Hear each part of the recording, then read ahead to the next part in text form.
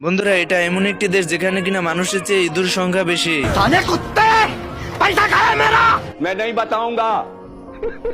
এই বলদে এত বড় একটা পনির দেখে তার বন্ধুদেরকে ডাক দেয়। আসুন আমাদের গাড়ির নিকট, দেখুন আমাদের মলমগুলো। এই চোরের বাচ্চা! कैसे कैसे लोग रहते हैं यार यहाँ पर। তোমাদের যা কিছু আছে তাই নিয়ে প্রস্তুত থাকো।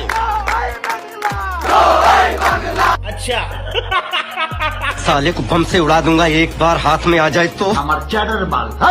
ভিনদেশ থেকে হাঁটতে হাঁটতে এক বাসিওয়ালা আসে। বাসিওয়ালা এত ইঁদুর দেখে অবাক হয়ে যায়। এর ভিতরে সে দেশের রাজা জনগণের উদ্দেশ্যে একটি ভাষণ দেয়। ভাষণে রাজা বলে যে ইঁদুর তাড়াতে পারবে তাকে 1 লক্ষ স্বর্ণমুদ্রা পুরস্কার দেওয়া হবে।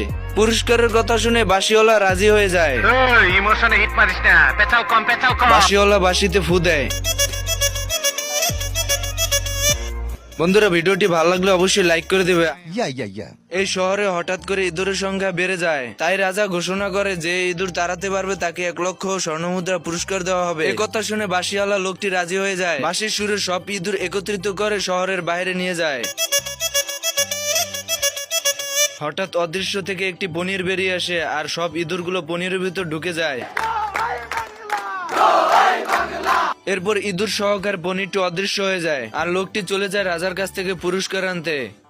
আব্বা আমার একটা বিয়ে করায় দেন।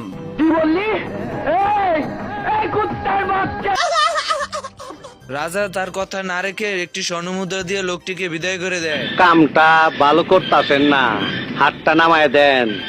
আপনি আমারে চিনেন না, আমি সানডে মানডে ক্লোজ করছি, 1 2 তে খালাস করছি। তোর মরণের চুলকানি উঠছে।